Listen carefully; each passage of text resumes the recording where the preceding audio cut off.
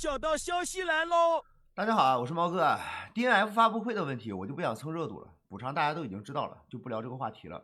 然后我发这个视频呢，主要是我这边收到一些小道消息，跟兄弟们聊一下，好吧？这个是聊天截图。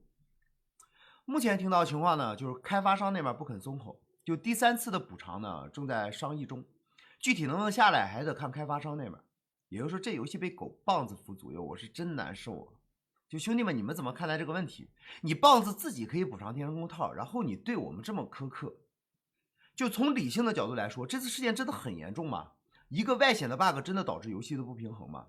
其实800万勇士，我们更在乎的是你官方的一个态度。我虽然是主播，但是也是玩家，我不希望这么大的一个 IP，这么大的一个情怀 IP 高开低走，好吧？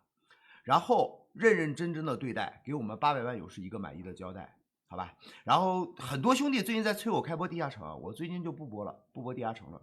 然后兄弟们见谅，可能播斗地主、麻将之类的，打发时间啊。然后我也跟800万兄弟们一起在等官方的这个回复，好吧？下课。关注猫哥，明天见。